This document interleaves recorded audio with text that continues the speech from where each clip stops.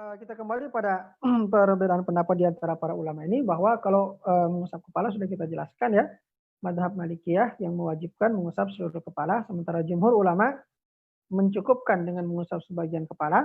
Dalilnya adalah firman Allah Subhanahu wa taala dengan memahami bahwa huruf ba dalam firman Allah wamsahu bi ru'usikum adalah bermakna sebagian.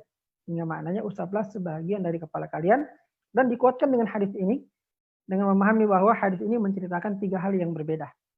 Sehingga mengusap ubun-ubun sah berdasarkan hadis ini dengan pemahaman bahwa hadis ini menceritakan 3 hal yang berbeda, 3 usapan yang berbeda.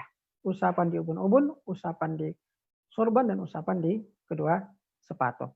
Adapun tentang bolehnya mengusap di atas imamah saja, ini juga terdapat perbedaan pendapat di antara para ulama. Jumhur ulama mengatakan tidak boleh mengusap di atas imamah saja. Ya, tidak sah mengusap di atas imamah saja. Melainkan boleh mengusap jika misalnya imamah itu menutupi sebagian dari kepala, sehingga ada sebagian dari kepala yang terusap. Ya, kalau tadi sudah kita katakan bahwa jumhur juga memandang bahwa wajibnya sebagian kepala saja. Jadi kalau misalnya surban menutupi sebagian kepala dan sebagian terbuka, seperti tadi yang kita contohkan, maka menurut jumhur itu sah dia mengusap kepala saja, kemudian melanjutkan mengusap sorbannya, karena sudah ada bagian kepala yang terusap. Adapun jika sorban menutupi kepala secara sempurna, maka jumhur memandang bahwa itu tidak sah karena tidak mengusap kepala sama sekali. Sementara mazhab Al-Hanabilah Al-Hanabilah membolehkan mengusap sorban berdasarkan hadis ini. Ya, di mana hadis ini dengan pemahaman tadi bahwa hadis ini menceritakan 3 usapan yang terpisah. Ya, 3 usapan yang terpisah. Nabi berwudu dan mengusap ubun-ubun, itu satu kejadian. Beliau berwudu dan mengusap sorban, satu kejadian. Dan beliau berwudu serta mengusap kedua sepatu, ini dalilnya lebih banyak lagi ya tentang mengusap di atas kedua sepatu. Sehingga dipahami dari situ bahwa boleh saja kita mengusap sorban kita karena dia menutupi kepala. Karena dia menutupi kepala. Hanya saja kemudian mazhab Al-Hanabilah memberikan persyaratan, ya, beberapa persyaratan untuk dibolehkannya mengusap di atas al-imamah ini. Yang pertama, antakuna ala dzakarin dunal unsa. Ya. Ini saya kutipkan dari kitab Tawdihul Ahkam karya Syekh Abdullah bin Abdurrahman Al-Bassam. Dia mengatakan syarat untuk sahnya mengusap kepala itu ada 3. Yang pertama, ini berlaku untuk laki-laki dan tidak berlaku untuk perempuan. Yang kedua, antakuna satiratan li ghairi mal 'adatu kashfuhu minar ra'si.